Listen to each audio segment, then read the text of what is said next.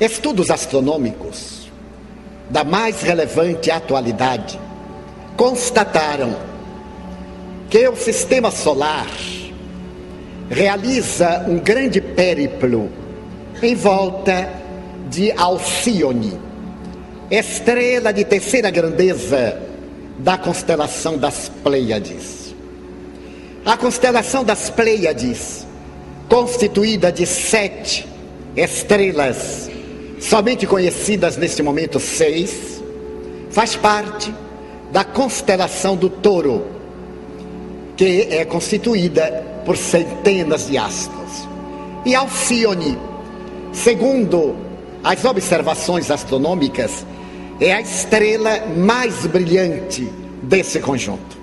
Astrônomos como Frederico Guilherme Bessel, como Otto Hess e outros como José Comas e Edmundo tiveram ocasião de constatar que o nosso sistema gravita em torno dessa estrela fulgurante, apesar de ser de terceira grandeza.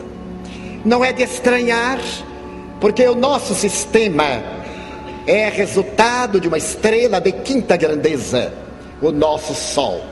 E a força de atração de Alcíone é de tal magnitude que todo o sistema solar gira em uma elipse grandiosa durante 26 mil anos, quando encerra o seu périplo.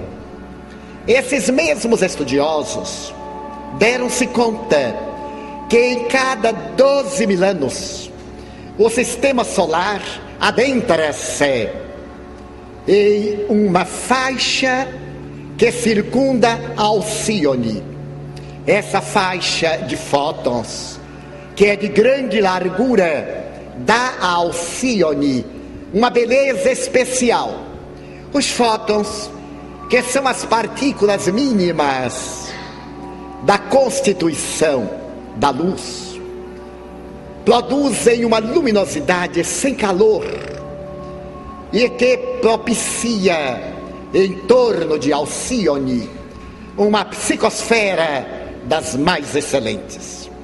Constataram os citados astrônomos que a partir do ano de 1972 o sistema solar começou a penetrar nessa faixa de fótons e que a partir de 1982 a Terra começou a entrar no mesmo campo.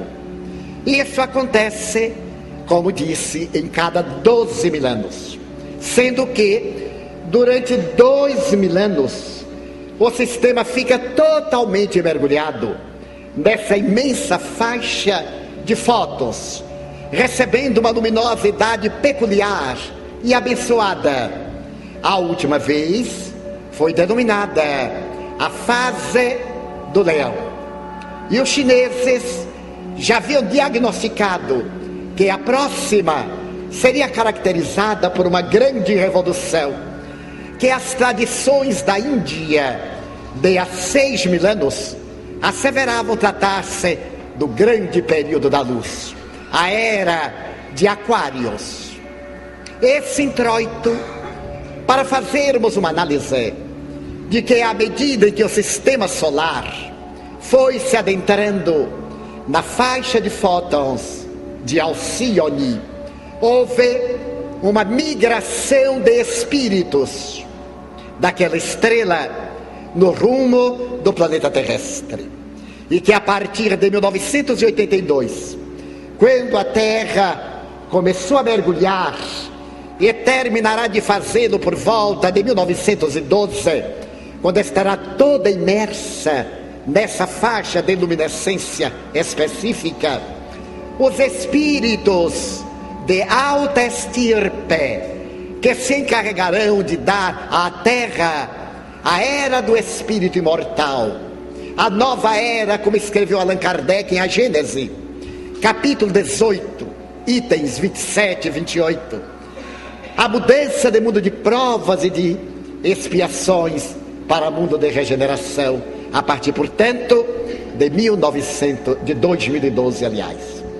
Essa proposta fascinante vem ensejar-nos o que aconteceu nos primórdios da nossa cultura, quando, do sistema do cocheiro e de Capela, 4 migrações de espíritos, entre os quais os arianos e os egípcios abandonaram aquele sistema para mergulharem na indumentária terrestre, favorecendo o nosso planeta em transição do Pithecanthropus erectus para o Homo sapiens, no grande movimento que se instalou na Índia e a seguir no Egito, posteriormente na Pérsia, mais adiante na Caldeia, na Babilônia e ainda mais tarde na Judeia, formando as raças padrões da cultura terrestre ao largo dos tempos. E é que nós ocidentais somos herdeiros de um atavismo antropossócio-psicológico fechado, egocêntrico, egotista, em que há uma predominância pelos nossos interesses pessoais em detrimento dos interesses coletivos. Mas entre os árias que mais tarde constituiriam a doutrina Brahmani, se examinarmos aqui a questão das classes hediondas, que também ele abominava, trouxeram uma conceituação de liberdade que esplenderia em todo o Oriente, através de Krishna, através de Siddhartha Gautama, o Buda, através de Sai Baba, mais recentemente, nem olvidando os inorvidáveis rishis, os homens santos, os nobres gurus, como Paramahansa, Yogananda e tantos outros. Então, esses espíritos que vieram de outra dimensão proporcionaram uma cultura de beleza, e agora, nesse período de tumulto, nós estamos recebendo imigrantes que vêm de Alcione, enquanto assevera o ínclito codificador do Espiritismo, os espíritos rebeldes que permanecem na Terra gerando dificuldades, criando embaraços ao progresso, obstinados no mal, terão que emigrar do planeta na direção de pousos nos quais irão contribuir com o intelecto, e ali no atrito com o sofrimento desenvolverão a emoção. O mesmo que aconteceu com aqueles que vieram de Capela, que apesar da inteligência luminífera, estavam de algum modo obstaculizando o progresso.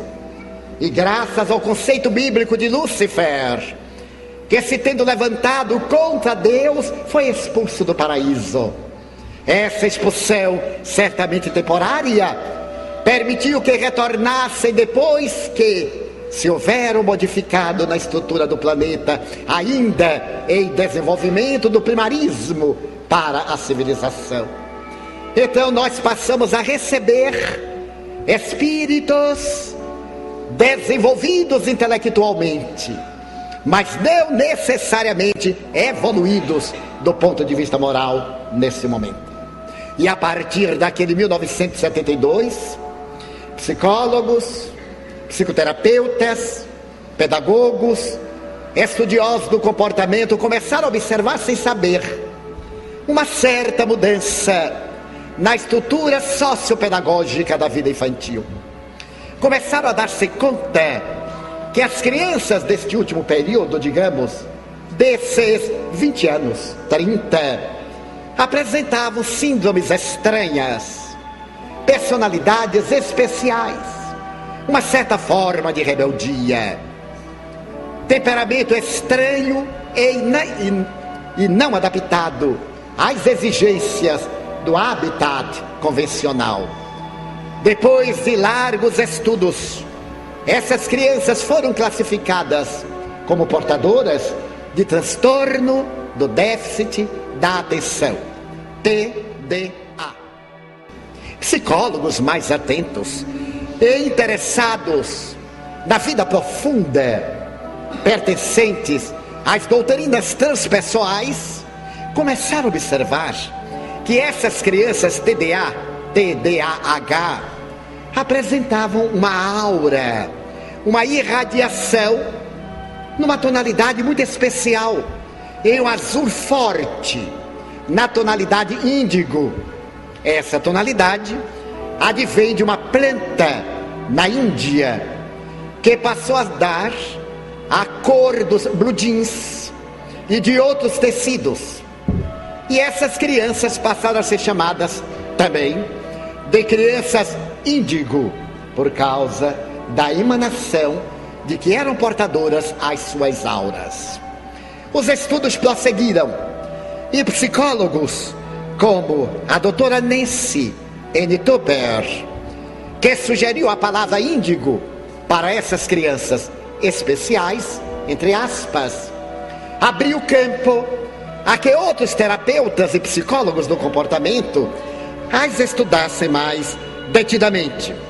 Foi quando outros investigadores tiveram ocasião de observar que são crianças irrequietas, mas não necessariamente portadoras de patologias. Existem as crianças TDA, as crianças TDAH, mas também existem crianças com aquelas características não patológicas, não doentes. Depois de estudarem detidamente, eles conseguiram fazer uma separação entre a conduta das crianças TDA e daquelas crianças índigos, ou das crianças cuja aura muito alva passou a denotar como crianças cristais, que são diferentes das crianças índigo.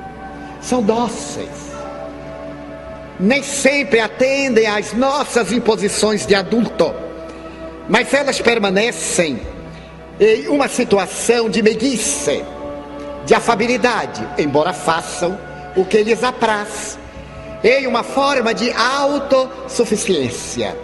Elas nos olham como se estivessem conscientes de quem são, apresentam uma forma de independência de conduta e têm algumas dificuldades na área das nossas imposições.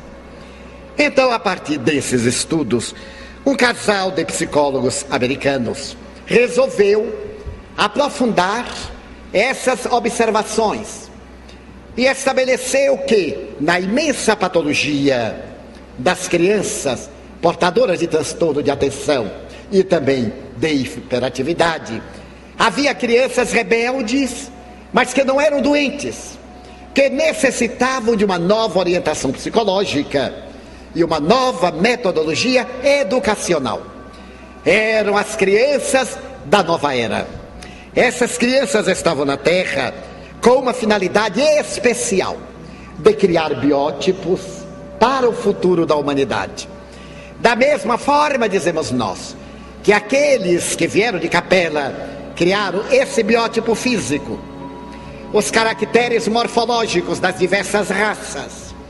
Essas crianças agora vieram também proporcionar-nos uma biotipia de natureza transpessoal, de natureza transcendental.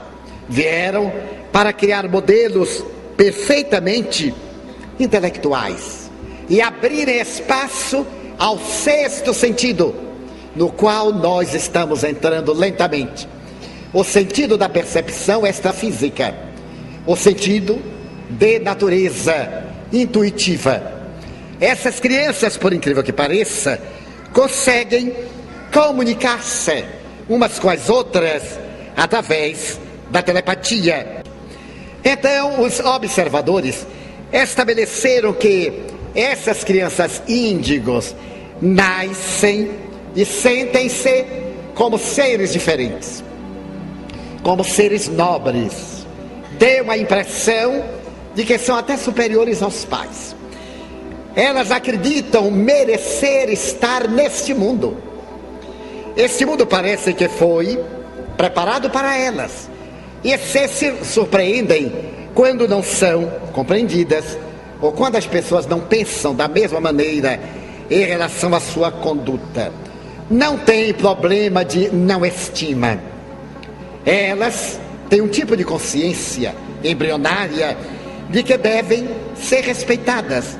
E por isso mesmo dizem com muita frequência aos seus pais quem são, deixando transparecer reminiscências de outras vidas, de outras estâncias, de outros lugares onde teriam habitado.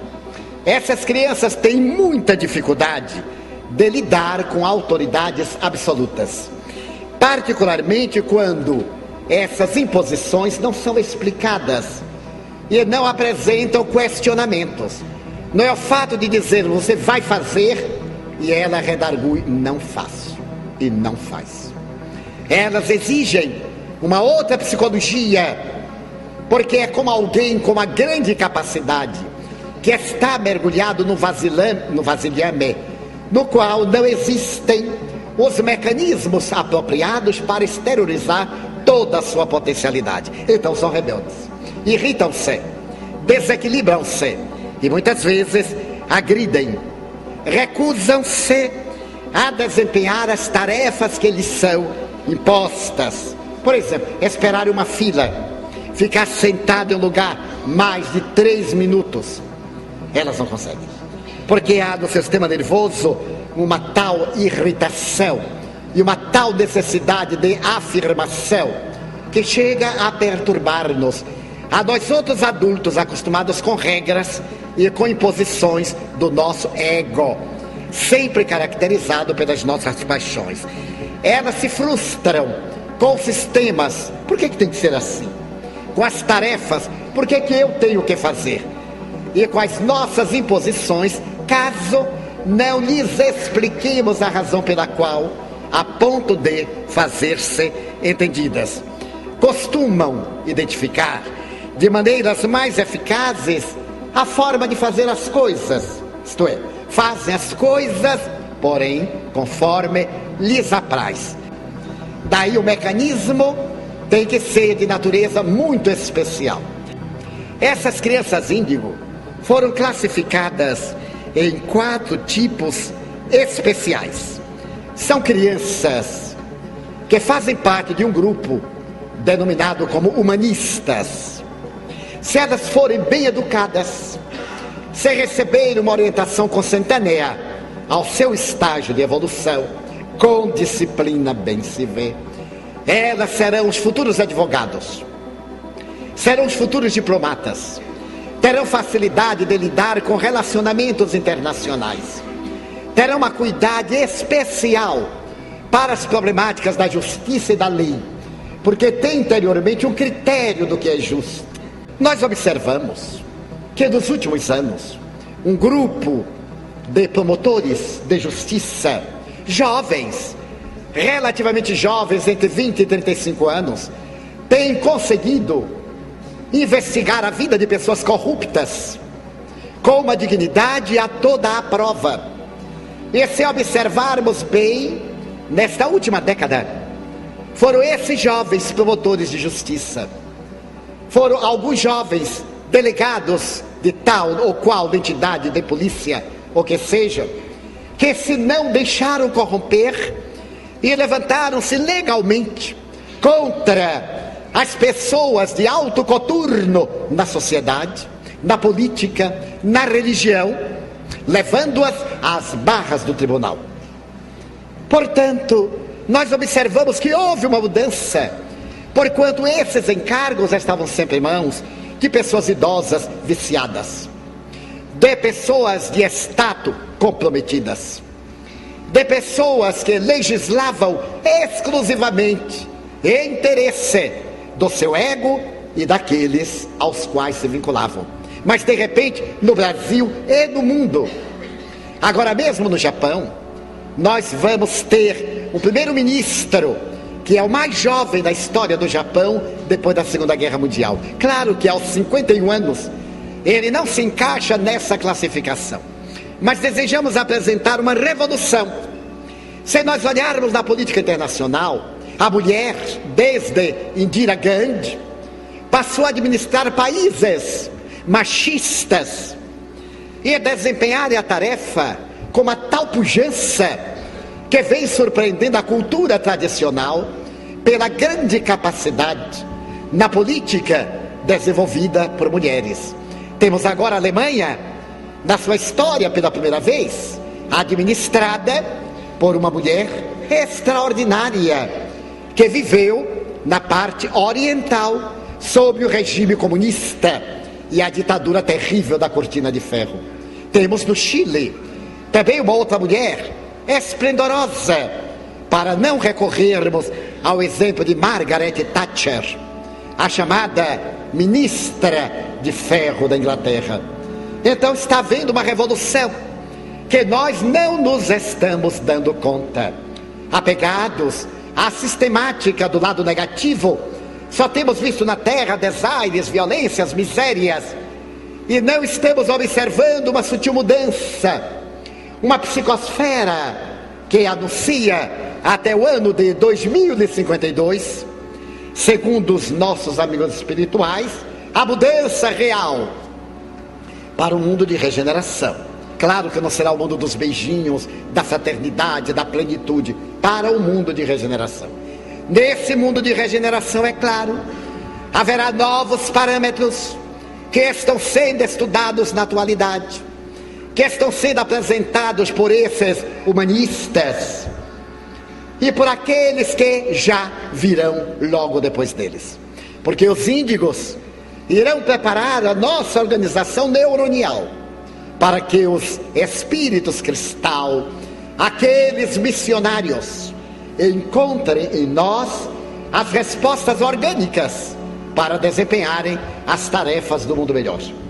O segundo grupo é de crianças índigo, artistas, enquanto que os humanistas são portadores de um porte fisiológico que impressiona, de uma inteligência rutilante. Os artistas serão de estrutura menor, porque os estudiosos dessa área chegaram à conclusão de que há um trabalho genético para poder proporcionar-lhes a instrumentalidade para o desempenho da tarefa. Então essas crianças artistas estarão dentro de um grupo de sensibilidade. Ao dedicar-se à arte, serão esplendorosos. Na fase infantil, serão irrequietos, sem definir exatamente o que querem. E os psicólogos recomendam, se ele se dedicar à música, não compre um piano, alugue, porque logo ele enjoa do piano e larga. É uma das características. Não lhes dê brinquedos muito caros, porque para a criança índigo é indiferente o preço, o que interessa é o brinquedo. Não diga que a criança é destruidora, ela não arrebenta o brinquedo, ela olha como é que o brinquedo foi constituído, e como não sabe desmontar, ela vai tirando as peças conforme lhe apraz. No fundo é a curiosidade de descobrir a causa. Então as crianças artistas, pela sua sensibilidade, podem tornar-se criminosos seriais. A maioria das crianças homicidas nos Estados Unidos e na Europa, estudada pelos especialistas dessa nova era, apresentavam as características humanistas e artistas, porque contrariadas, recalcadas, criaram conflitos. As nossas exigências descabidas, o descuidado dos pais, que preferem remunerar educadores, empregados, babás, enfermeiros, para exercer a tarefa que a eles a vida delegou e que eles escolheram, porque procriaram, porque quiseram. Essas crianças tornam-se rebeldes e muitas vezes matam os próprios pais. E aqueles que revelaram crimes hediondos na escola, como aconteceu na Escócia, na América do Norte e em outros países, eram portadoras desses maus tratos, que a sua mente privilegiada resolveu elaborar um mecanismo de desforço, sem ter a lucidez moral, a consciência, para perceber que se tratava de crime. Na sua insania e na sua ignorância, falta de consciência, Era necessário chamar a atenção e impor.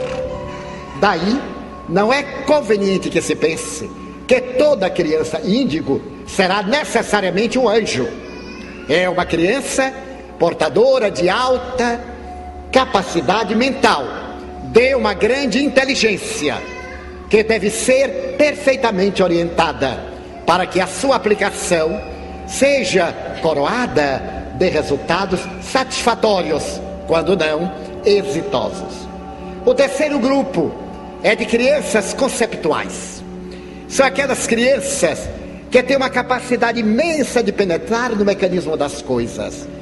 São essas crianças que se tornarão engenheiros, designers, construtores, que terão a visão do futuro, que apresentarão obras que despertarão a sensibilidade e que se irão revelando na construção de um mundo melhor e muito mais feliz.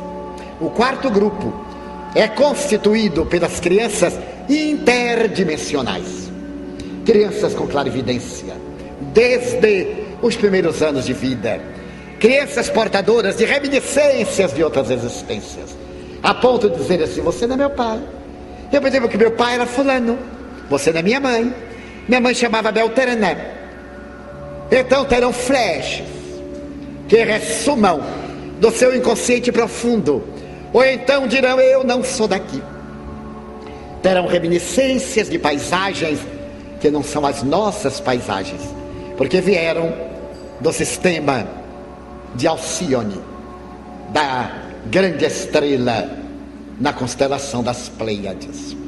Então esses quatro grupos diferenciam-nas, e estudiosos mais contemporâneos já afirmam que essas crianças interdimensionais serão as portadoras da mediunidade, que desde cedo entrarão em contato com os espíritos, seduzão, sem medo, brincarão com esses desencarnados.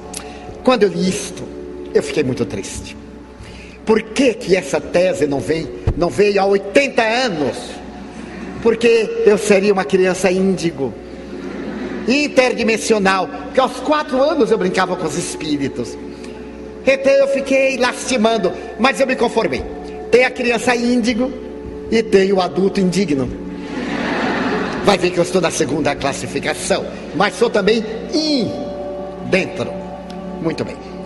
Essa observação vem a oferecer uma proposta de educadores que se reencarnaram antes para preparar uma metodologia para esses seres especiais. A melhor proposta psicológica apresenta uma sugestão: não rotule a criança. Índigo normal, especial, não rotule. Não interessa. Você saberá identificar a que grupo a criança pertence, mas não é necessário nomeá-la. Cuide de educá-la. Não será a escola que vai educar. A escola colabora. A educação é do lar, principalmente com os pais, não com os avós. Ainda ontem eu recebi uma mensagem de Joana de Ângeles, que está escrevendo um livro sobre constelação familiar, e ela dedica aos avós, a esses avós que se apaixonam pelos netos e até os roubam dos seus pais, em um amor exorbitante e paranoico. Os avós, embora sejam pais por segunda vez, têm a tarefa de coadjuvar na educação e não de assumi-la. Seus filhos por acaso procriam e não querem assumir, os avós não devem fazê-lo, porque tornam-nos mais irresponsáveis. Já que geraram, assumam a responsabilidade. Claro que existem questões especiais, há exceções, mas genericamente nós nos tomamos de uma afeição pelo neto, achamos que o filho não sabe educar, que a nora, aquela terrível, não é mãe, aquilo não é mãe, é uma fera. É o que o menino merece. Ele não nasceu ali por injunção do acaso, há leis. E também os avós não interferirem no relacionamento dos cônjuges, dos parceiros. Quem elegeu o parceiro, que o suporte. Os pais devem sempre ser conciliadores quando passam a avós. E a Joana de Ângeles faz uma pergunta, é muito fácil de entender. Quando você estava educando, você gostaria que seus pais interferissem nos seus métodos educacionais? Então, não faça ao trem o que você não gostava que se lhe tivessem feito. Esta é uma das regras de ouro do Evangelho de Jesus. Daí a função dos avós da educação da criança índigo não é de carregar ao colo, de ocultar os erros, de estimular os vícios, em um pieguismo de um amor paternalista e defeituoso. E também não entrar na tarefa da educação, levando aos pais conflitos e gerando da criança desconfiança em relação aos seus pais. Quando algo lhes parecer inadequado, haverá sempre um momento próprio para uma conversa de pai para filho, de mãe para filha, de sogro para genro, de sogra para nora, mas no estado de cordialidade, evitando-se as clássicas rixas. Ela roubou meu filho, é minha inimiga. Roubou nada. Ele necessita de uma família, de um lar, de uma mulher que a mãe não pode exercer. E eu vejo em nossas brigas de adulto, às vezes, ciúmes, palavras que nós achamos que são contra nós, porque somos complexados inferiores. Sempre a culpa é dos outros. Como é que disse tal coisa que me ofendeu, que me magoou? Uma pessoa que se magoa com palavras ainda está na infância psicológica. Tem que correr ao psicólogo infantil. E como nós nos deixamos sensibilizar e perdemos a oportunidade de ser felizes por causa dessas quinquilharias emocionais que nós cultivamos pelo prazer mórbido de serem felizes. Quantas vezes os professores se negam, os pais negam-se a ir às reuniões onde serão tratados os problemas dos filhos? Isso é coisa da escola. Mas quem foi que disse? Quer dizer que a escola é que tem que se interessar pelo meu filho e não eu? A escola é que tem que o corrigir e não eu, sem ter métodos de correção, porque esses métodos de educação e de disciplina pertencem à família. Então, com as crianças índigo, nós teremos um arsenal de métodos, evitando sempre a negativa e explicando sempre a razão pela qual devem comportar-se de maneira edificante. Então, estamos vivendo este momento de transição. E já estão também chegando algumas crianças cristais. Os grandes missionários, Joana de Ângeles, falou-nos e declaramos aqui publicamente e gravamos, que esse milênio, disse-o nos anos 90, seria celebrizado neste século por grandes tumultos até a sua primeira metade. Mas ele ficaria célebre na história da evolução do planeta, porque seria o século do amor, da religião, da arte, da beleza, da fraternidade. E ouvindo os benfeitores mais elevados, ela diagnosticava que a partir de 2052 a Terra estaria alcançando o seu grande momento de renovação, deixando as grandes e trágicas dores para trás e abrindo o elenco das possibilidades felizes. Mas, em outras palavras, é o que diz Allan Kardec em A Gênese, no último capítulo, quando ele fala dos sinais dos tempos, que a Terra não será destruída por um grande cataclisma, não será um fenômeno geológico, mas será um fenômeno espiritual, lento, a mudança dos seus habitantes, a transferência dos maus e a chegada dos bons. E isso em poucas gerações mudará totalmente o clima. Aqueles que forem para o exílio reeducar-se-ão. Ali no exílio eles compreenderão a saudade do mundo perdido.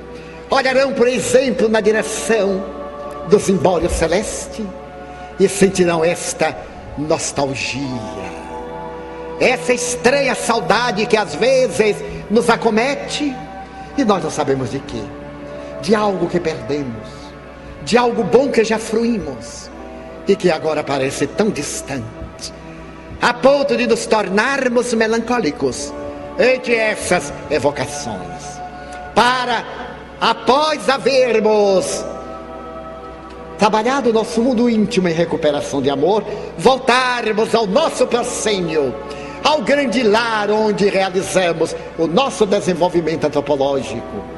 Concluída a tarefa ético-moral psicológica, para vivenciarmos o reino de Deus na terra. Não foi por outra razão que Jesus disse: o reino de Deus está dentro de vós.